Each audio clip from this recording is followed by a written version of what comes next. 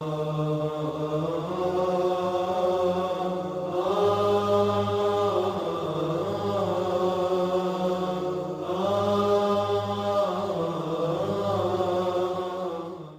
بالله من الشيطان الرجيم بسم الله الرحمن الرحيم إن الله وملائكته يصلون على النبي يا أيها الذين آمنوا صلوا عليه وسلموا تسليما اللهم صل على سيدنا مولانا محمد نور الأنوار وسر الأسرار وسيد الأبرار إياك نعبد. اب إياك نعبد کے جو معنی ہیں تجھ ہی کو پوجے ہیں، تجھ ہی کو پوجے ہم، ڈائریکٹ اگر اس کو ٹرانسلیٹ کریں گے إياك نعبد، تجھ ہی کو پوجیں ہم، یہ اس کے ڈائریکٹ معنی نکلیں گے۔ لیکن اس کو اگر تفسیراً میں جو لکھا جاتا ہے، کیسے لکھا جاتا ہے؟ ایاک نعبد، ہم تجھ ہی کو پوجیں، کیسے لکھا جاتا ہے اس کو؟ ہم تجھ ہی کو پوجیں۔ اس آیت کا تعلق گزشتہ آیتوں سے چند طرح ہے۔ اولاً اس طرح کہ شروع سے اب تک حق تعالیٰ نے اپنے انعامات اور جباری اور ملکیت کا ذکر فرمایا، یعنی اب تک جو بھی ذکر ہوا وہ کس چیز کا ذکر ہوا؟ اللہ تعالیٰ اپنے انعام و اکرام کی بات کرے، اللہ تعالیٰ اپنی جباری، قہاری، رحمان و رحیم کی بات کرے، پھر اس کے بعد اپنے مالک ہونے کا ذکر اللہ تعالیٰ فرمائے۔ اس سے مقصود تھا کہ اللہ کی مخلوق اس کی اطاعت کی طرف رغبت کرے، کیونکہ احسان کی وجہ سے انسان اطاعت کی طرف رغبت کرتا ہے اور خوف ڈر سے اطاعت پر مجبور ہوتا ہے۔ یعنی انسان جو ہے اکثر یا تو احسان کی وجہ سے عبادت کی طرف رجوع ہوتا ہے، یا تو پھر جو ہے نا خوف کی وجہ سے رجوع ہوتا ہے۔ لہٰذا حکم ہوا کہ تم کہو ایاک نعبد، تو گویا اب تک عبادت کی رغبت دلائی تھی، اب عبادت کا صریح حکم فرمائے۔ سبحان اللہ سبحان اللہ۔ تو پہلے جو ہے نا جباریت، قہاریت، وہ سب بتا کے اللہ تبارک و تعالیٰ آپ کو جو ہے نا احسان کی بات ہی بتا دی، اللہ خوف کی بات، یعنی جو خوف والے درجے پر ہیں وہ خوف کھا گئے، جو احسان والے درجے پر ہے وہ احسان والے درجے پر آ گئے۔ اب جو ہے نا اللہ تعالیٰ سیدھے آپ کو عبادت کا حکم دے رہا۔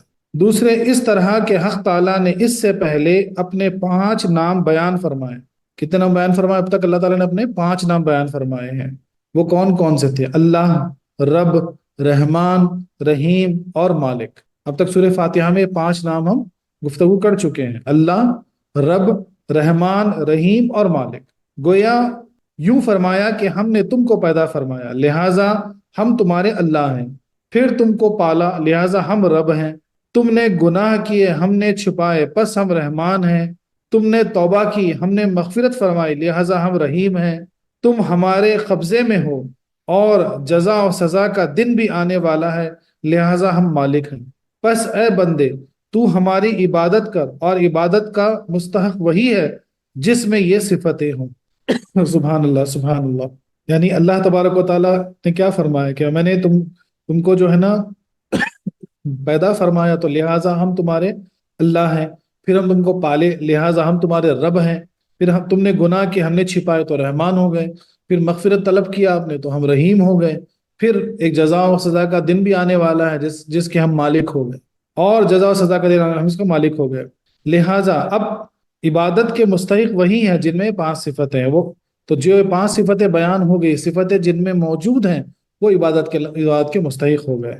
لہٰذا یہ کہو کہ اے اللہ ہم تیری ہی عبادت کرتے ہیں۔ تیسرا اس طرح کہ انسان کے 3 ہی حال ہیں، یعنی ہر ایک کانسیپٹ سے، ہر ایک ایسپیکٹ سے آپ کو سمجھایا جا رہا ہے۔ اب تیسرا ایسپیکٹ اس میں کیا ہو گیا کہ انسان کے 3 حال ہیں، جیسا بولتے ہیں نا past tense, present tense, future tennis, یعنی گزرا ہوا، موجودہ اور آنے والا۔ اور تینوں حالوں میں انسان رب کا محتاج، کیونکہ جب موجود نہ تھا تو اس نے موجود کیا، جب کمانے کے قابل نہ تھا اس نے رزق دیا۔ اس کو لفظ اللہ اور رب نے بیان کیا، یہاں تک اللہ اور رب کا لفظ جو ہے نا وہ بیان کرتا ہے۔ پھر موجودہ حالات میں ہر آن ہر طرح رب کے محتاج، اس کا ذکر رحمان و رحیم میں فرمایا۔ پریزنٹ ٹینس میں ہر طرح سے آپ اللہ کے محتاج ہیں، چاہے وہ بڑی نعمت ہو، چھوٹی نعمت ہو، بڑی ضرورت ہو، چھوٹی ضرورت ہو، وہ رحمان و رحیم میں اللہ تعالیٰ نے بیان فرمایا۔ پھر آئندہ قبر اور حشر میں رب ہی کے محتاج ہے، اس کو بیان کیا مالک یوم الدین نے۔ تو ان آیات نے بتا دیا کہ اے انسان تو ہر حالت میں رب کا محتاج ہے، بے شک ہر حالت میں، چاہے وہ حال ہو قال ہو، ہر حالت میں تو رب کا محتاج ہے۔ اب فرمایا گیا کہ جس کے کرم کی تجھ کو ہر وقت ضرورت تھی اور رہے گی تو اسی کی عبادت بھی کر، تو اس کی عبادت بھی کر۔ سبحان اللہ سبحان اللہ۔ علماء کرام فرماتے ہیں کہ اس آیت میں کلام کی روش چند طرح بدل گئی۔ اولن یہ کہ اب تک خدا کا ذکر اس کے ناموں سے تھا، اب اس کو خطاب کیا گیا۔ دوسرے، اب تک اللہ ہی کا ذکر تھا، اس آیت میں بندے کا بھی ذکر کیا گیا۔ تیسرے، اب تک رب تعالیٰ کی ہی صفات کا ذکر تھا، اب بندے کی صفات کا ذکر فرمایا، لیکن اس طرح کہ ایا کا پہلے اور نعبدو بعد میں، یعنی ایا کا پہلے آیا اور نعبدو بعد میں۔ یہ کیوں؟ ایا کا کو اس لیے پہلے رکھا کہ اس میں حصر کے معنی پیدا ہو جائیں گے، یعنی ہم تیری ہی عبادت کرتے ہیں، نیز حق تعالیٰ قدیم ہمیشہ سے موجود، ہم حادث بعد میں پیدا ہونے والے، جو پہلے سے ہو اس کا ذکر پہلے ہو، اور جو بعد میں ہو اس کا ذکر بعد میں۔ نیز اس میں اس بات کی تعلیم ہے کہ جب انسان اپنا بھی اور رب کا بھی ذکر کرے تو رب کا ذکر پہلے کرے۔ نیز اس میں اشارہ اس جانب ہے کہ عبادت کرنے والے کی نیت خالص رب کو راضی کرنے کی ہو، نہ کہ دنیا کے دیکھنے کی، کیونکہ جو شخص ریا سے عبادت کرتا ہے وہ خدا کا عابد نہیں بلکہ اس کا عابد ہے جس کو دکھا رہا ہے۔ اللہ اکبر، اللہ اکبر، غور کرنے والا نقطہ ہے۔ یعنی ایک تو یہ اس میں تعلیم دی جا رہی ہے کہ ایا کا پہلے آیا اور بعد میں نعبد آیا، یعنی اس کا مطلب یہ ہے کہ پہلے ہمیشہ جو قائم رہنے والی چیز ہے، جو تھی اور رہے گی، وہ رب کی ذات ہے، تو پہلے اس کا ذکر ہو اور بعد میں۔ تو یہ ہم کو ترتیب لے کے چلنا، کبھی بھی ہمارا اور رب کا ذکر کر رہے ہیں تو پہلے رب العالمین کا نام لیں اور پھر ہمارا نام لیں، تو یہ ہم کو ترتیب لے کے چلنا۔ اب دوسری چیز میں یہ بتائی جا رہی ہے کہ جو بھی عبادت ہے وہ ریا سے خالی ہونی چاہیے، چاہے وہ نمازیں ہوں، چاہے وہ قرآن کی تلاوت ہو، چاہے وہ تراویح ہو، چاہے وہ تسبیح ہو، چاہے وہ زکوٰۃ ہو، چاہے وہ خیرات ہو، چاہے وہ ہر وہ عبادت ریا سے خالی، یعنی دکھاوے سے خالی ہونی چاہیے۔ ورنہ جو ہے نا، آپ دکھاوا جس کے لیے کر رہے ہیں اسی کا عابد آپ اسی کے عابد اسی کے لیے عبادت آپ کر رہے ہیں، اللہ کی بارگاہ میں قبول نہیں۔ اب یہاں پر ایک واقعہ بیان ہوتا ہے کہ ایک بزرگ کو نماز پڑھتے ہوئے بے تحاشا روتے ہوئے دیکھتے ہیں۔ ایک بزرگ ہوتے ہیں، نماز پڑھ رہے اور نماز کی حالت میں بے تحاشا رو رہے، بے تحاشا رو رہے، بے تحاشا اشبار۔ تو نماز ہونے کے بعد کسی نے ان سے پوچھ لیا کہ بھئی آپ کی یعنی ایسی کیفیت کیوں، آپ اتنا نماز میں کیوں رو رہے ہیں، اتنا نماز میں آپ کیوں رو رہے ہیں؟ تو بڑا پیارا جواب انہوں نے دیا، انہوں نے کہا کہ میں عبادت میں اس لیے رو رہا ہوں تاکہ اس چیز کا مجھے یعنی خیال آ گیا کہ کہیں اللہ مجھ سے یہ نہ پوچھ لے کہ تو میری بارگاہ میں ٹھہر کر، میرے یہاں حاضر ہو کر، میری طرف متوجہ ہو کر، اس کے بعد جو ہے نا تو کسی اور کے لیے، تو کسی اور کو دکھانے کے لیے تو نماز پڑھ رہا ہوں۔ اللہ اکبر، میں اس لیے اللہ کی بارگاہ میں رو رہا ہوں۔ اللہ اکبر، مسجد میں کھڑے نماز کی حالت میں میرے سامنے ہاتھ باندھ کر مجھ سے جھوٹ بول رہا ہے کہ زبان سے کہتا ہے ایاک نعبد، ہم تجھی کو پوچھتے ہیں، اور دل میں کسی اور کا خیال اس وقت ہے، کسی اور کو پوچھ رہا ہے۔ اللہ اکبر، اللہ اکبر۔ اللہ تعالی ہم سب کو اس قول میں سچا کرے، آمین۔ خطاب کا صحیفہ اس لیے لایا گیا تاکہ بندہ اس وقت اپنے رب کو حاضر ناظر جانے کہ گویا میں اس کو دیکھ رہا ہوں یا مجھے وہ دیکھ رہا ہے، اس لیے میں عرض کر رہا ہوں کہ ایاک نعبد، یعنی جب یہ بات کہی جاتی ہے اس وقت اس خیال میں رہے کہ یا تو میں رب کو دیکھ رہا ہوں یا رب مجھے دیکھ رہا ہے۔ سبحان اللہ، سبحان اللہ۔ اس لیے بندہ کہہ رہا ہے کہ ایاک نعبد، گویا کہ نمازی نماز شروع کرتے وقت رب سے غائب تھا، اور اب خدا کی صفتیں بیان کرنے کی برکت سے بارگاہ میں اس طرح حاضر ہو گیا کہ اس کو دیکھ رہا ہے اور اس سے کلام کر رہا ہے۔ نیز اب تک خدا کی صفتوں ہی کا بیان تھا، اور اب عرض و معروض ہے، صفتوں کا بیان غائب کے صیغے میں سے اچھا ہوتا ہے، اور عرض و معروض حاضر کے صیغے سے۔ سبحان اللہ، سبحان اللہ۔ تو جب بھی جو ہے صفتوں کا بیان ہوا تو غائب تھا بندہ اس وقت، لیکن اللہ کی صفتوں کا ذکر کرنے کی وجہ سے اب وہ اللہ کی بارگاہ میں حاضر ہو گیا، اب وہ اللہ کی بارگاہ میں پیش ہو گیا، اس لیے حاضری کا صیغہ یہاں لگ گیا، اور حاضر ہو کر پھر وہ اللہ کی بارگاہ میں دعا مانگ رہا ہے کہ جو ہے نا، یا اللہ میں تیری عبادت کرتا ہوں، ایاک نعبد۔ سبحان اللہ، سبحان اللہ۔ نماز میں کسی کو خطاب کر کے کلام کرنا جائز نہیں، اگر کوئی ایسا کرے تو نماز جاتی رہے گی سوائے اللہ کے اور اللہ کے محبوب علیہ الصلوۃ والسلام کی۔ نماز میں ڈائریکٹ خطاب کرنے والی بات ہوتی ہے تو صرف دو جنوں کے لیے جائز ہے، وہ اللہ کے لیے اور نبی کریم صلی اللہ علیہ وسلم کے لیے۔ وہ کیسے؟ جس طرح اللہ کو حاضر یعنی محبوب کو اس طرح کہ یہاں کہتا ہے ایاک نعبد، یعنی سورہ فاتحہ میں کہتے ہیں ایاک نعبد، میں تیری عبادت کرتا ہوں، تو وہاں سیدھا سیدھا اللہ سے خطاب کر رہا ہے۔ اور اتحیات میں کہتا ہے السلام علیکہ ایھا النبی، اتحیات میں السلام علیکہ ایھا النبی، اس سے معلوم ہوتا ہے کہ نمازی جس طرح اللہ کو حاضر و ناظر جانے، اسی طرح اس کے محبوب صلی اللہ علیہ وسلم کو، اور جس طرح رب کو راضی کرنے کی نیت کرے ایسے ہی اس کے محبوب علیہ الصلوۃ والسلام کو۔ اس لیے صحابہ کرام نے عین حالت نماز میں حضور علیہ الصلوۃ والسلام کا ادب کیا۔ سبحان اللہ سبحان اللہ۔ جو بھی واقعات تم کو ملتے ہیں کہ صحابہ کرام عین رسول اللہ صلی اللہ علیہ وسلم کو نماز کی حالت میں ہی ادب کیا کرتے تھے۔ سبحان اللہ۔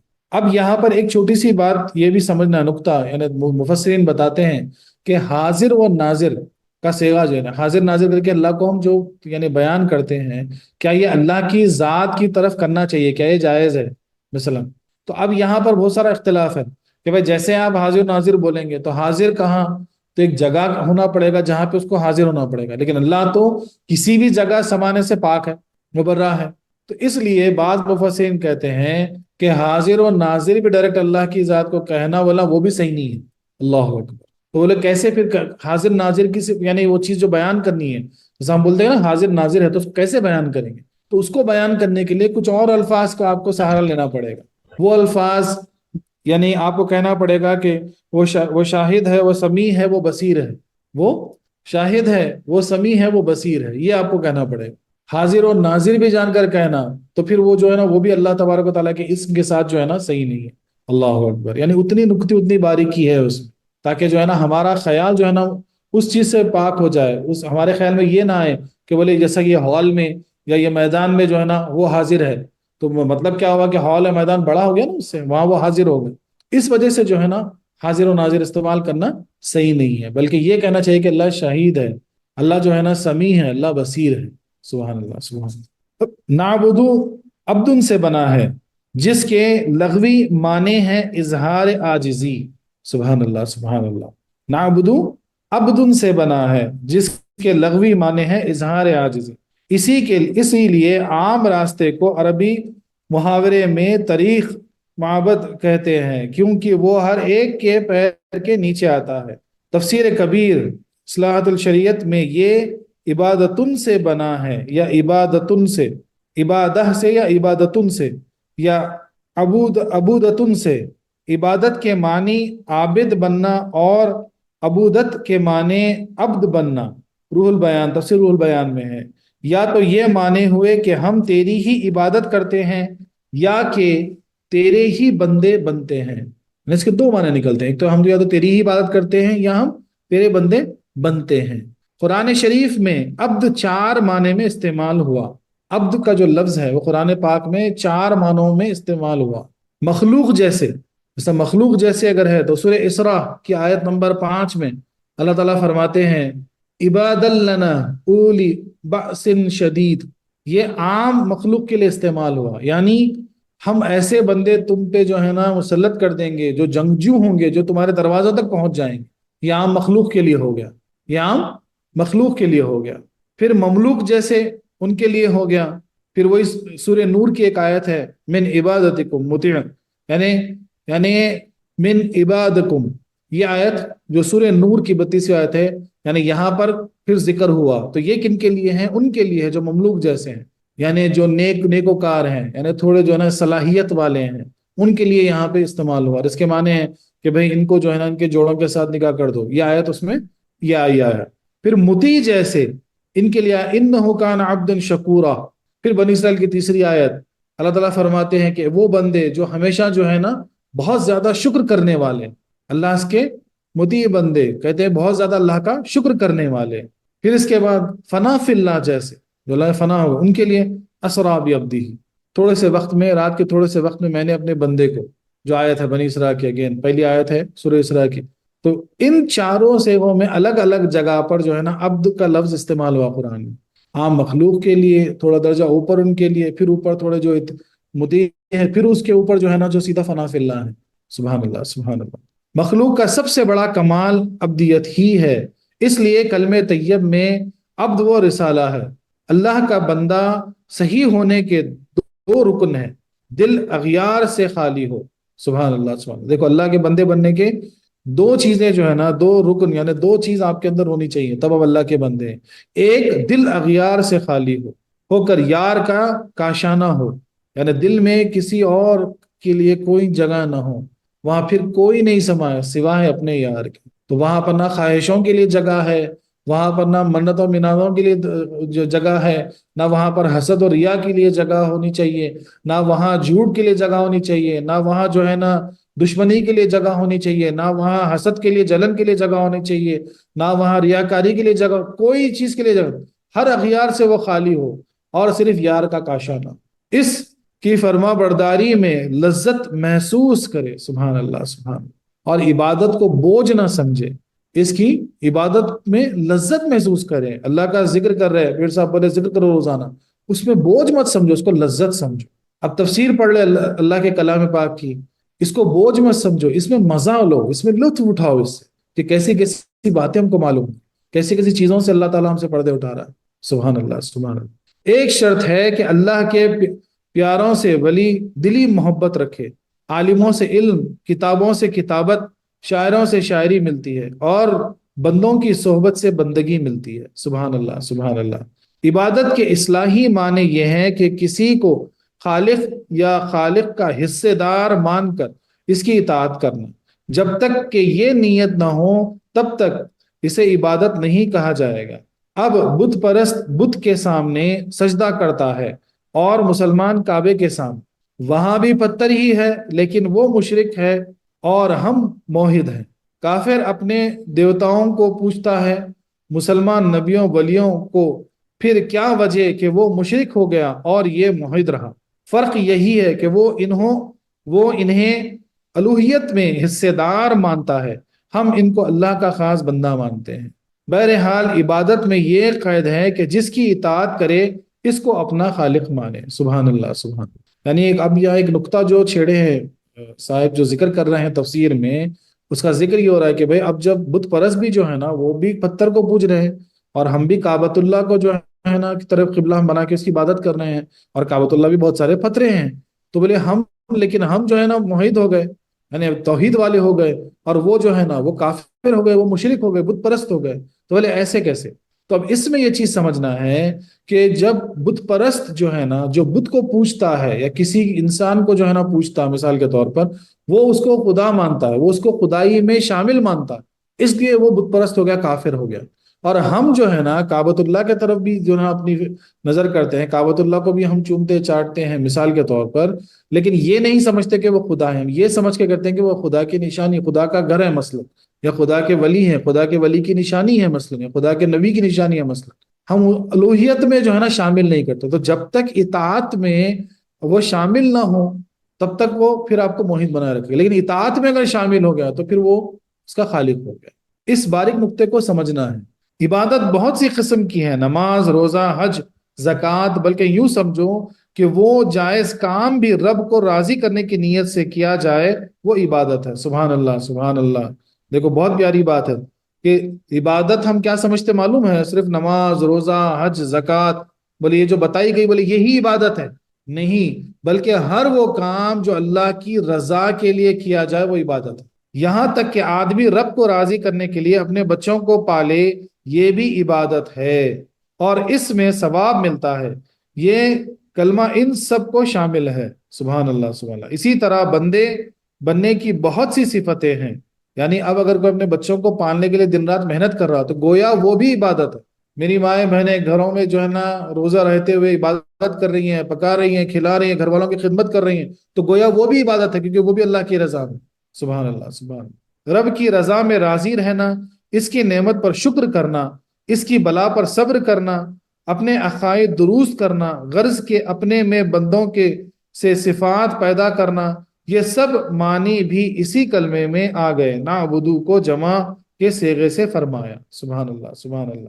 اس میں اشارہ اس طرف ہے کہ اے اللہ، میں تیری بارگاہ میں اکیلا حاضر نہیں ہوا اور نہ صرف اپنی عبادت لایا، بلکہ تیرے سب بندوں کے ساتھ ہوں، جن میں انبیاء، اولیاء، صالحین سب ہیں۔ اگر میری عبادت قابل قبول نہ ہو تو ان کے طفیل قبول فرما لے، کیونکہ جو موتی خریدتا ہے وہ دوڑے کو واپس نہیں کرتا۔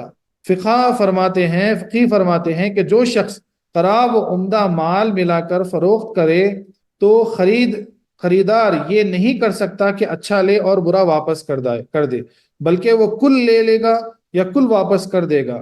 ہر ایک کی عبادت بارگاہ الہی میں واپس نہیں ہوتی، تو نیکیوں کے طفیل امید ہے کہ ہم بندوں کی بھی وہاں رسائی ہو جائے گی۔ سبحان اللہ، بڑا پیارا نقطہ یہاں سمجھا رہے ہیں۔ یہ کہہ رہے ہیں کہ ایاک نعبد جب ہم کہہ رہے ہیں تو اس وقت یہ تصور خیال ہو کہ اس میں ہم اکیلے نہیں ہیں، ہماری عبادت اکیلے ہم پیش نہیں کر رہے ہیں، بلکہ ہماری عبادت، ہمارا جو بھی ہم عمل کر رہے ہیں، یہ اس میں وہ سب شامل ہیں۔ اللہ کے تمام نبی ولی سب اس میں شامل ہیں، ان کی باتیں اس میں شامل ہیں۔ تو یا اللہ ان کے طفیل تو قبول فرما، ہماری ناقص ہے، ہماری مقبول نہیں ہے، پھر بھی تو ان کے طفیل قبول فرما۔ جب ہم یہ نیت لے کے پڑھتے ہیں تو پھر ہوتا کیا ہے کہ ایک مثال دی ہے کہ بھائی آپ کوئی دکان سے کچھ اناج لینے گئے تو اس میں اناج میں جو ہے نا اچھی کوالٹی کا بھی کچھ اناج ہے، دانے ہیں، اور کچھ خراب کوالٹی کے بھی دانے ہیں، مثلا لو کوالٹی کے بھی دانے ہیں۔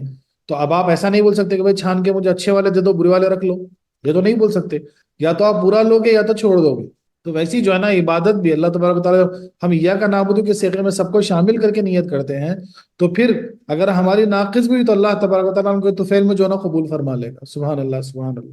اگر کوئی شخص رب کی عبادت اکیلا ہی کرے، جب بھی یہ سمجھ کر کرے کہ مجھ سے پہلے بہت سے مقبول اس کام کو کر گئے ہیں اور اب بھی کر رہے ہوں گے، میں اپنے کو ان میں شامل کرتا ہوں۔ مثلا ایک آدمی نیت خیر سے یہ سمجھ کر اپنے بچوں کو پالتا یا نوکری کراتا ہے کہ یہ رب کا حکم ہے، تو اس کا یہ کام عبادت ہے۔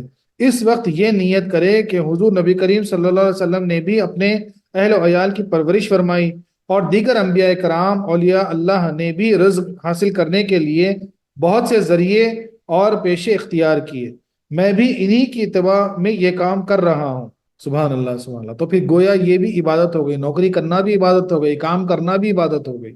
اس لیے جمع کے صیغے یہاں بھی صادق ہیں کہ حضور اکرم صلی اللہ علیہ وسلم نے دنیاوی کاموں کو خود کیا تھا تاکہ یہ کام سنت بن جائے۔ سبحان اللہ، سبحان اللہ۔ تو دیکھو ہمیشہ حلال رزق کمانا، اپنی جو ہے نا اہل و عیال کو کھلانے پلانے کے لیے، پرورش کرنے کے لیے نبی کریم صلی اللہ علیہ وسلم کی سنت ہو گئی، تو گویا وہ بھی بہت بڑی عبادت ہو گئی۔ یوں نہیں، اگر کوئی شخص تنہا نماز پڑھ رہا ہے تو وہ بھی یہی کہے گا کہ ایاک نعبد، کیونکہ ہزاروں بندے اس سے پہلے یہ عبادت کر چکے ہیں اور ہزاروں اب تک کر رہے ہوں گے، نیز اس کے ساتھی فرشتے بھی حق تعالیٰ کی عبادت کرتے ہیں، لہٰذا یہ دیکھنے میں اگر یہ اکیلا معلوم ہوتا ہے لیکن حقیقت میں بہت سوں کے ساتھ ہے، اس لیے اگر ایک آدمی کو سلام کرتے ہیں تو بھی السلام علیکم یعنی تم سب پر سلام ہی کہتے ہیں، کیونکہ اس کے ساتھ فرشتے بھی ہیں۔ سبحان اللہ، سبحان اللہ۔ اس سے معلوم ہوا کہ جماعت سے نماز پڑھنی چاہیے، بلکہ ہر عبادت مسلمانوں کے اجتماع کا مقام ہے کہ بغیر جماعت عبادت ناقص ہوتی ہے۔ سبحان اللہ، سبحان اللہ۔ اب صوفیہ کرام کیا فرماتے ہیں کہ صوفیہ کرام کے نزدیک وہی عبادت کامل ہے جس میں فقط اللہ کو راضی کرنا منظور ہو۔ اگر جنت لینے کے لیے یا دوزخ سے بچنے کے لیے عبادت کی تو وہ عبادت کیا ہوئی؟ ایک قسم کا بزنس ہوا، یعنی ایک قسم کا ویپار ہوا۔ اس لیے فرمایا ایاکا، اے اللہ تیری ہی عبادت کرتے ہیں، یعنی ہماری عبادت سے مقصود صرف تیری ذات ہے۔ اسی وجہ سے نماز کی نیت میں کہا جاتا ہے کہ واسطے اللہ کے، یہ نہیں کہتے کہ واسطے جنت کے یا واسطے جہنم سے بچنے کے۔ نیز جو شخص جنت حاصل کرنے یا دوزخ سے بچنے کے لیے عبادت کرتا ہے، وہ اپنی عبادت کا نتیجہ قیامت سے پہلے نہیں دیکھ سکتا، کیونکہ جنت و دوزخ تو قیامت کے دن ملے گی، کیونکہ جنت و دوزخ کا معاملہ قیامت کے بعد ہے۔ لیکن جو صرف رب کی رضا کے لیے کرتا ہے، اس کا مقصد آج ہی حاصل ہو گیا، لہٰذا یہ نفع رہا۔ سبحان اللہ، سبحان اللہ۔ عبادت کی روح یہ ہے کہ انسان غرور یعنی تکبر سے سرور، خوشی کی طرف منتقل ہو جائے۔ اللہ اکبر، اللہ اکبر، کیا پیاری بات ہے۔ یعنی جو بھی عبادت کر رہا ہے اس میں غرور اور ریاکاری کو نکال کر سرور کی طرف یعنی خوشی کی طرف پلٹ جائے۔ سبحان اللہ، سبحان اللہ۔ اور دنیا کی تاریکی سے نکل کر حق کے نور اور مشاہدے جمال میں پہنچ جائے، کیونکہ دنیا اور دنیا کی چیزیں ایک اندھیرا ہے اور دین نور ہے، بے شک دین نور ہے۔ دنیا میں بے چینی ہے اور عبادت میں چین ہے۔ قرآن کریم فرماتا ہے کہ اے محبوب، ہم جانتے ہیں کہ کفار کی باتوں سے آپ کے دل کو دکھ پہنچتا ہے، اس کا علاج یہ ہے۔ پھر یہاں پر سورہ ہجر کی آیت نمبر 98 اللہ تعالیٰ فرماتے ہیں فَسَبِّحْ بِحَمْدِ رَبِّكَ وَكُن مِنَ السَّاجِدِينَ وَاعْبُدُوا رَبَّكَ حَتَّى يَأْتِيَكَ یاتیتک الیقین، سبحان اللہ سبحان اللہ، یعنی یہ آیت میں ذکر ہوا کہ ہمیشہ عبادت کرتے رہو، یعنی آخری وقت تک جو ہے عبادت کرتے رہو، جو ذکر ہوا سورہ ہجر میں، وہ آیت یہاں پر مفسرین اکرام جو ہے نا بتاتے ہیں کہ آپ کے دل کو جب تکلیف پہنچتی ہے تو عبادت کی طرف رجوع ہو جاؤ، جیسے دل کو تکلیف پہنچی اپنے آپ کو اللہ کی عبادت کی طرف منہ موڑ لو، سبحان اللہ سبحان اللہ۔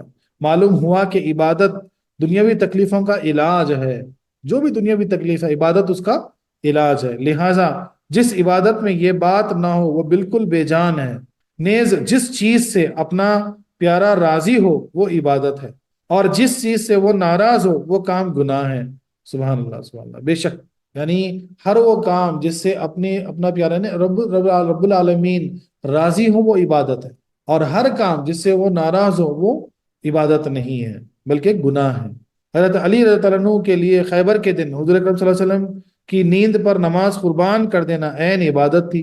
اگر نماز چھوڑنے میں اس کی رضا ہے تو چھوڑنا عبادت ہے، اور پڑھنے میں اس کی رضا ہے تو پڑھنا عبادت ہے، سبحان اللہ سبحان اللہ۔ آفتاب نکلتے وقت نماز پڑھنا گناہ کیوں ہے؟ اس لیے کہ اس میں اللہ رسول صلی اللہ علیہ وسلم راضی نہیں، میں نے بولتے نا جب فجر کی نماز پڑھ لیتے ہیں اس کے بعد آفتاب جب نکلتے رہتا اس وقت حرام ہے، سجدہ حرام ہے کہتے ہیں، اس لیے کہ اللہ رسول کا حکم ہے، تو وہاں پر عبادت بھی کرنا گناہ ہے مسئلہ۔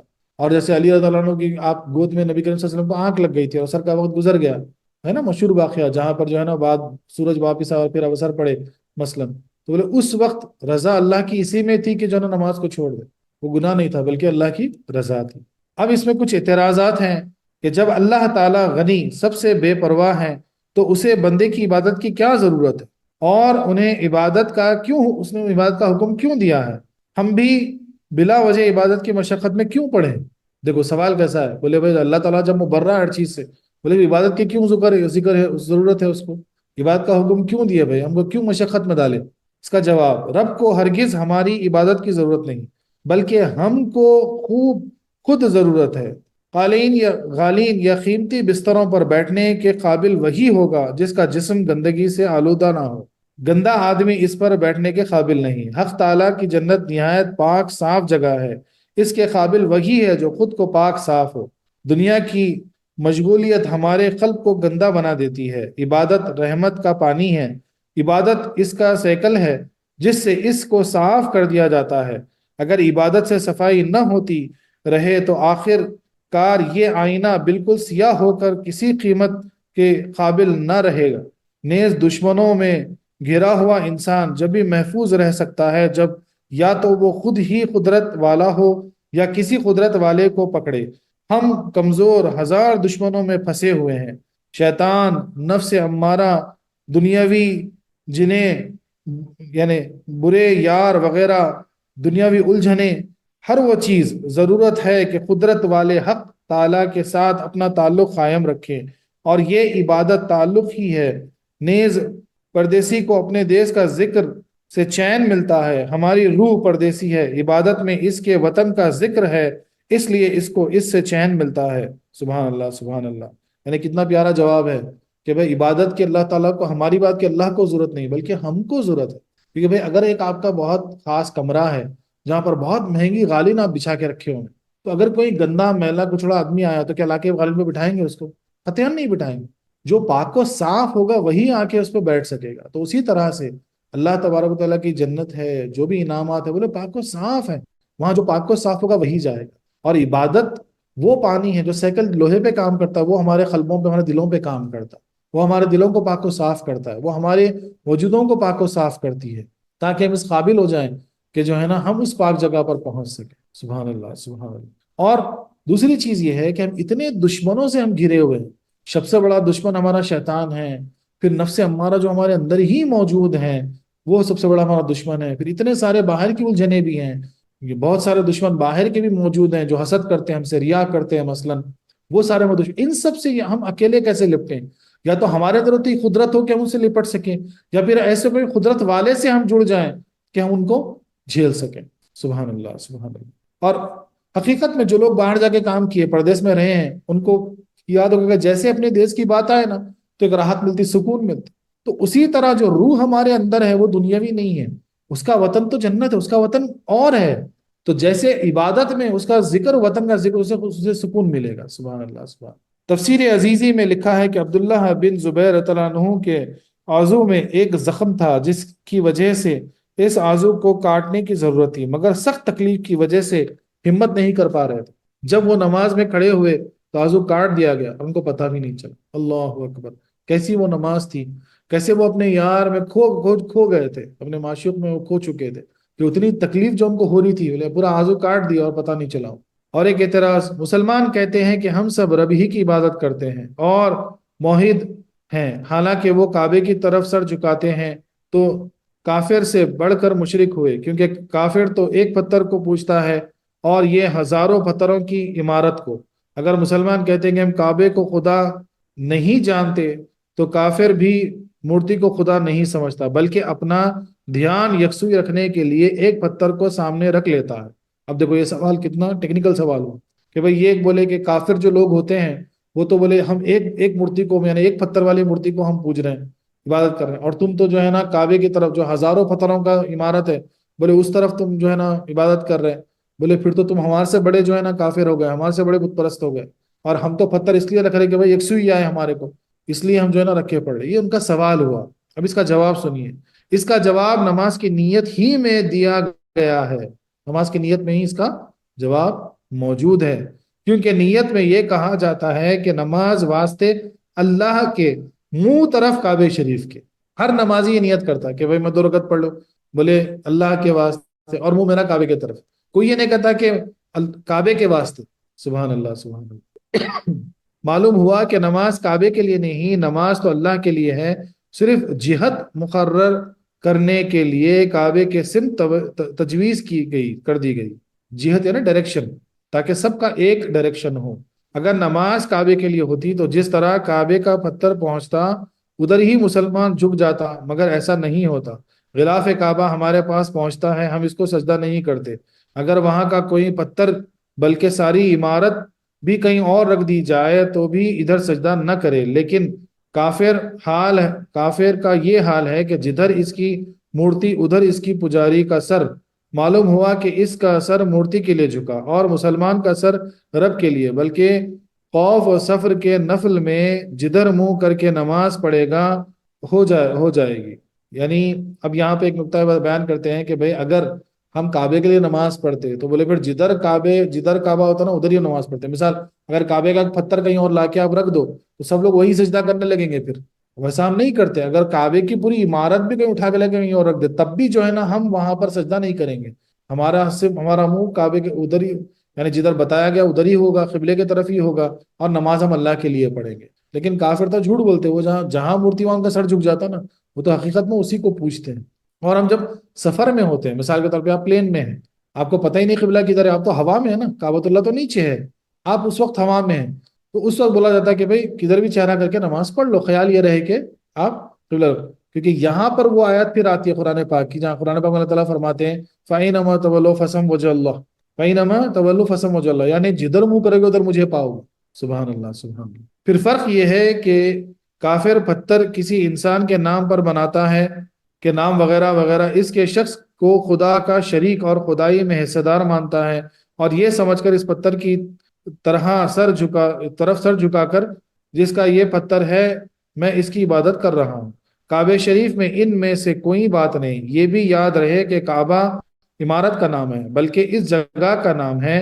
اگر وہاں کوئی عمارت بھی نہ ہوئی تب بھی نماز میں اسی طرف ہی منہ کیا جائے گا۔ یہ عمارت تو اس جگہ کا نشان ہے۔ جب پہاڑ پر اور داخلوں میں نماز پڑھتے ہیں، اس حالت میں اس عمارت کا کوئی بھی حصہ سامنے نہیں ہو، یعنی بولتے ہیں نا، بس اگزامپل دیا آپ کو کہ بھئی آپ پلین میں ہے یا اونچائی پر ہیں، تب بھی جو ہے نا آپ جدھر چاہیں منہ ادھر کر کے نماز پڑھ سکتے ہیں۔ اور اگر کعبے کی جو عمارت ہے وہ تو صرف عمارت ہے نشاندہی کے لیے، اگر خدا نہ خواستہ وہ پوری ڈھا دی بھی گئی، ہٹا دی بھی گئی، تب بھی ہم ادھر ہی کر کے پڑھیں گے، کیونکہ حکم ہوا کہ قبلہ ہمارا وہ ہے، ہمارا ڈائریکشن کے لیے ہے، بلکہ عمارت کے لیے نہیں ہے۔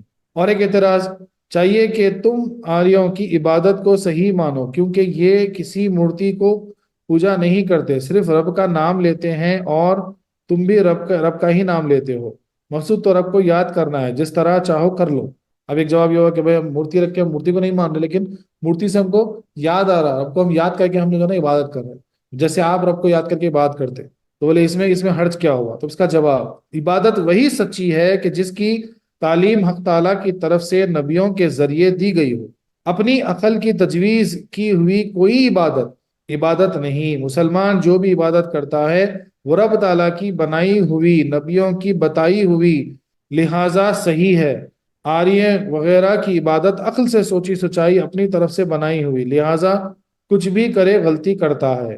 شاہی قانون کی پابندی اشر ضروری ہوتی ہے۔ سبحان اللہ۔ یعنی اللہ تبارک و تعالیٰ نے ہم کو نبیوں کے ذریعے، ولیوں کے ذریعے، اپنے نیک بندوں کے ذریعے تجویز فرمائے کہ یہ ایک ایسا طریقہ ہے عبادت کرنے کا، اس لیے ہم ویسی عبادت کرتے ہیں۔ یہ قانون اللہ کی طرف سے نافذ ہوا، یہ شاہی قانون ہے، اور اس سے ہٹ کے کوئی بھی دماغی تجویز سے تم عبادت کرو وہ جائز نہیں ہے۔ اور ایک اعتراض، عبادت وہ کام ہے جو حق تعالیٰ نے اپنے لیے خاص کیے ہوئے ہیں اور ان کو بندوں کے لیے بندگی کا نشان بنایا ہوا ہے۔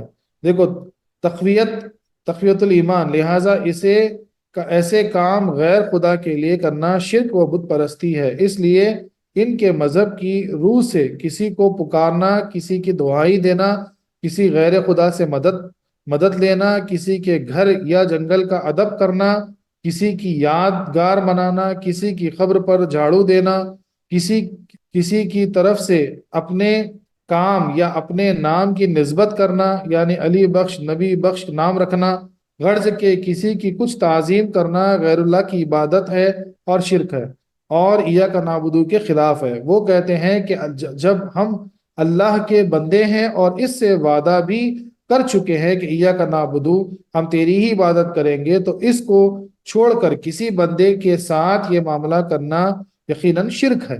اب یہ سوال ہوا، اس کا جواب، اگر عبادت کی یہ تعریف صحیح مان لی جائے تو جن چیزوں کو ان غیر عقیدے والوں نے شرک کہا وہ شرک نہیں بنتے، اور اس عقیدے کی بنا پر دنیا میں کوئی بھی شرک سے نہیں بچ سکتا، خود غیر عقیدے اور نہ کوئی اور مسلمان۔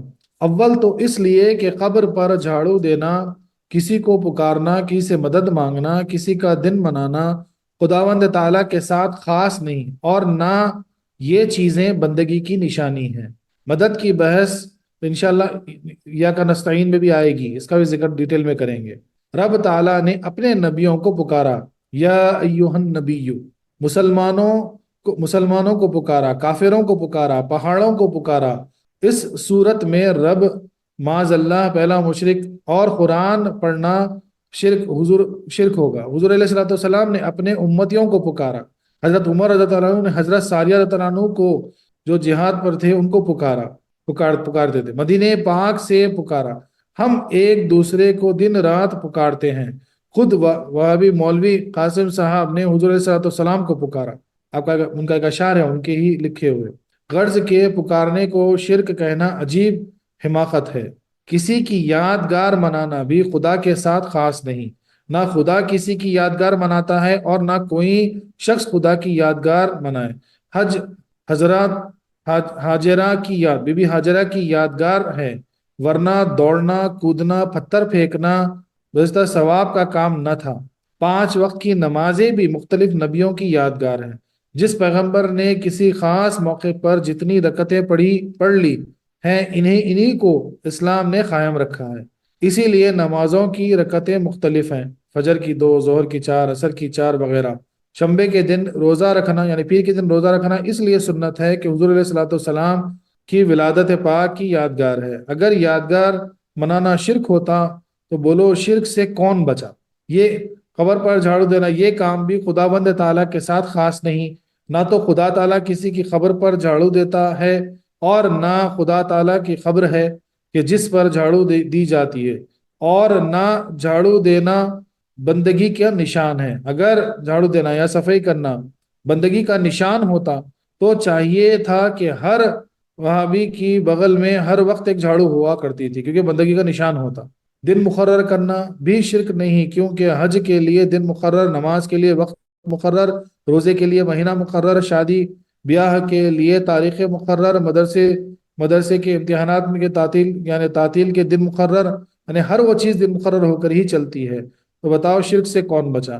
پھر شرک نہیں، کیونکہ عبد النبی نام رکھنا بھی شرک نہیں، کیونکہ یہاں عبد کے معنی عابد کے نہیں بلکہ غلام کے ہیں۔ قرآن کریم فرماتا ہے تمہارے بندے، حضور علیہ الصلوۃ والسلام کو حکم دیا گیا، قل یا عبادی، فرمائے اے میرے بندو۔ مصنف در حقیقت کے شیخ کا نام عبد النبی تھا، اگر عبد النبی نام رکھنا شرک ہوتا تو بتاؤ کون بچا؟ غرض یہ عبادت کے نہایت بیہودہ معنی ہیں۔ عبادت کے معنی ہیں اپنے انتہائی عاجز کا اظہار، اور انتہائی عاجزی جب ہی ہوگا جب عاجزہ اپنے کو اس کا بندہ اور اس کو اپنا خالق یا خالق کا حصہ مانے گا۔ سبحان اللہ سبحان اللہ، یعنی پورے جوابات ڈیٹیل میں دیے گئے کہ بھئی یہ چھوٹی چھوٹی چیزوں کو پکڑ کر شرک کرنا، حقیقت میں شرک ہو ہی نہیں سکتا، ورنہ پھر ہر وہ کام جو دنیا میں ہم کریں گے وہ شرک ہو جائے گا، کوئی شرک سے بچ نہیں سکتا۔ یہ اس میں ایکسپلین کیا گیا، یعنی کوئی بھی چیز، بس یہ نقطہ ہم کو سمجھنا ہے کہ ہم جو بھی کر رہے ہیں اگر وہاں پر اس کو خالق سمجھ کر کر رہے ہیں تو پھر وہ شرک ہو گیا، اگر ہم مخلوق سمجھ کے وہ کر رہے ہیں تو شرک ہو گیا۔ جب تک خالق وہ مخلوق والی بات اسے پیدا نہ ہوگی وہ شرک نہیں ہو سکتا۔ مشرکین عرب اپنے معبود کو خدا نہیں مانتے تھے بلکہ ان کو خدا کا بندہ اور خدا تک پہنچنے کا ذریعہ سمجھتے تھے، چنانچہ کہتے تھے کہ ہم ان کو اس لیے پوچھتے ہیں کہ تاکہ ہم کو خدا اسے قریب کر دے، جس سے معلوم ہوا کہ کسی کو اپنا وسیلہ جاننا اور اس کو پکارنا وغیرہ یہی عبادت ہے، اسی وجہ سے وہ لوگ مشرک قرار دیے گئے۔ اب اس کا جواب، اس اعتراض کے دو جواب ہیں، ایک یہ کہ ان مشرکین مکہ کا ان چیزوں کو محض وسیلہ جاننا شرک نہ تھا بلکہ ان کو وسیلہ جان کر پوجنا شرک تھا۔ قرآن پاک کی یہ آیت ہے کہ وَمَا نَعْبُدُهُمْ إِلَّا لِيُقَرِّبُونَ إِلَى اللَّهِ زُلْفَىٰ، یعنی ہم ان چیزوں کو نہیں پوجا کرتے مگر اس لیے کہ ہم کو اللہ کے قریب کر دے۔ ان کا عقیدہ یہ تھا کہ بت ان کو چھوٹے معبود ہیں تو اللہ کے بندے، مگر ان کے ذریعے سے رب کی خدائی چل رہی ہے اور رب کو ان کی بات ان سے دب کر ماننی پڑتی ہے، اور ان کو رب تعالیٰ ایسی نسبت ہے کہ جیسے وزرا کو بادشاہ سے، کہ ان کی ناراضگی سے رب کی ربوبیت میں خلل پڑے گا، اور ان میں الوہیت ایسے سمائی ہوئی ہے جیسے کہ گلاب کے پھول میں اس کی خوشبو۔ وہ یہ بھی سمجھتے تھے کہ دنیا کے بڑے بڑے کام رب کرتا ہے اور چھوٹے چھوٹے کام یہ کرتے ہیں، یہ سمجھ کر ان کی اطاعت بندگی کرتے تھے، اس لیے ان کو الہ یا شریکہ کہتے ہیں، اور یہ سمجھ کر ان کی پوجا کرتے تھے جیسے کہ آج کل بت پرست کرتے ہیں۔ یعنی اب یہ پوری گفتگو جو سمجھائی گئی ہے کہ اب یہ لوگ کیا معاذ اللہ یہ کیا سمجھتے تھے کہ جو بت ہے وہ ان کو رب کے قریب کر دیتے، اور رب العالمین بڑے بڑے کام کرتے تو یہ بت چھوٹے چھوٹے کام کرتے، تو لہٰذا ان کی عبادت کرنا، ان کو پوجنا جو ہے نا، ہمارے وہ چھوٹے چھوٹے کام بھی بن جائیں گے اور یہ ہم کو رب کے قریب کر دیں گے۔ یہ ان کا عقیدہ ہوا کرتا تھا۔ الحمدللہ مسلمان کسی نبی ولی کے متعلق یہ عقیدہ نہیں رکھتا، اس کا عقیدہ یہ ہوتا ہے کہ جو تیرے سوا ہے وہ تیرا بندہ ہے۔ اس کی پوری تحقیق ہماری کتاب، یعنی بہت ساری کتابیں اس پہ لکھی جا چکی ہیں اس تحقیق میں۔ دوسرا یہ کہ اگر مان بھی لیا جائے کہ مشرکین کا ان بتوں کو وسیلہ جاننا ہی شرک تھا، تو یہ کہا جا سکتا ہے کہ بے شک بتوں کو وسیلہ جاننا کفر ہے، لیکن پیغمبروں، اللہ کے مقبول بندوں کو وسیلہ جاننا اور اپنے شفیع بنانا ہرگز شرک نہیں، اور یہ سمجھ کر ان کی اطاعت کرنا اسلام کے خلاف نہیں، کیونکہ ان معبودوں کو حق تعالیٰ نے اپنے تک پہنچنے کا وسیلہ نہ بنایا تھا۔ کفار فقط اپنی تجویز سے ان کو وسیلہ مانتے تھے، لہٰذا یہ کفر تھا، اور انبیاء اور نیک بندوں کو حق تعالیٰ نے وسیلہ بنا کر بھیجا ہے، یہ انتخاب الہی سے منتخب ہے، لہٰذا ان کو وسیلہ جاننا عین ایمان ہے۔ جیسا کہ بادشاہ کی رعایت، بادشاہ کے مقرر کیے ہوئے احکام کو اپنا وسیلہ یا مددگار جانے، یہ بغاوت نہیں بلکہ بادشاہ کی مرضی کے مطابق ہے، لیکن اگر رعایا کسی کو خود اپنی طرف سے حاکم مقرر کر کے اس کو اپنا مددگار جانے، اب باغی ہو گئی، کیونکہ شاہی انتخاب والوں کو چھوڑ کر اپنے انتخاب پر عمل کیا۔ دیکھو کعبہ معظمہ کی طرف ہر مسلمان سجدہ کرتا ہے، لیکن اگر کوئی خود اپنی طرف سے کعبہ بنا کر جو ہے سجدہ کرتے یقیناً کفر ہوگا۔ فرق کیا ہوا؟ یہ دونوں سجدے تو رب ہی کو کر رہے ہیں، لیکن خود ساختہ کعبے کی طرف سجدہ کرنا کفر کیوں ہوا؟ اسی لیے کہ کعبہ معظمہ کا رب نے انتخاب کیا تھا، اور یہاں اس نے اپنے آپ اس اس کی بہت سی مثالیں دی جا سکتی ہیں۔ بہرحال عبادت کے لیے یہ ضروری ہے کہ معبود میں خدائی شان مان کر اس کی اطاعت کی جائے۔ اسلام سے پہلے قریب قریب سارے دینوں میں بزرگوں کی تعظیم سجدہ کیا جاتا تھا۔ فرشتوں نے حضرت آدم علیہ السلام کو، برادران یوسف علیہ السلام نے حضرت یوسف علیہ السلام کو سجدہ کیے، اور رب کو بھی سجدہ ہوتا تھا۔ بتاؤ کیا فرق تھا کہ رب کے سجدہ کو عبادت تھا اور یہ محض تعظیم؟ فرق صرف نیت کا تھا، یعنی رب کو سجدہ کرتے تھے ایسے خالق مان کر، اور بزرگوں کو سجدہ کرتے تھے محض بزرگ جان کر۔ اس لیے جو اب ہماری شریعت محمدی میں تعظیم سجدہ بھی حرام کر دیا گیا، اس لیے ہم کسی کو سجدہ نہیں کر سکتے۔ بتایا جا رہا ہے کہ اس میں نیت شامل ہے۔ اب مثلا کوئی اگر کعبے کے جیسی عمارت بنا لے اور کہے کہ بھئی سب یہاں سجدہ کرو، یہ کعبہ ہی ہے، وہ ہو ہی نہیں سکتا، ہم اس کو مانیں گے نہیں، کیونکہ کعبہ معظمہ جو مکہ میں ہے وہ اللہ تعالیٰ نے انتخاب کر بتایا کہ یہ کعبہ، یہ قبلہ تمہارا ہے، تو گویا سجدہ وہی ہوگا۔ اب سب سجدہ وہی کریں، سیم ٹو سیم ہر چیز ویسی بنا کے بھی کوئی کھڑا کر دے، تب بھی کوئی مسلمان ادھر پلٹ کر سجدہ نہیں کرے گا۔ اور ہر عبادت کا جو پورا پیمانہ ہے وہ کس پر ہے؟ وہ نیت پر ہے۔ ایک بزرگ ابن سعود نجدی کے زمانے میں، اب ایک چھوٹی سی مثال یہاں دی جاتی ہے، ایک بزرگ جو ہے یعنی مدینہ منورہ کی جو نا زیارت پر گئے ہوئے تھے، تو انہوں نے وہ جو نبی کریم صلی اللہ علیہ وسلم کے روضے کے سامنے آئے تو وہ ہاتھ باندھ کے سے کھڑے ہوئے، تو فوری جو ہے نا ایک شخص آ کے بولا کہ بھائی تم کیا کرے، نماز پڑھ لے کیا؟ بولے ادھر منہ کر کے۔ بولے فوری اپنے ہاتھ چھوڑو، بولے فوری اپنے ہاتھ ہٹاؤ یہاں سے۔ تو آپ بولے کہ بھائی ٹھیک ہے، اگر میں ہاتھ چھوڑتا ہوں تو وہ بھی ہمبلی طریقہ ہو گیا نماز پڑھنے کا۔ بولے ہاتھ اگر سینے پہ رکھتا ہوں تو بولے شافعی ہو گیا۔ بولے ہاتھ اگر جو ہے نا ناف پہ بنتا ہوں تو حنفی ہو گیا۔ بولے اب ہاتھ بتاؤ کیسے رکھوں؟ تو پھر وہ خاموش ہو گیا۔ تو تب وہ بولے کہ بھائی ارے ہم یہاں ٹھہرتے تعظیماً، ہم یہاں کوئی نماز نہیں پڑھ رہے، نماز تو محض اللہ ہی کے لیے ہے، وہ خاص اللہ کی عبادت ہے۔ سبحان اللہ سبحان وآخر دعوانا أن الحمد لله رب العالمين.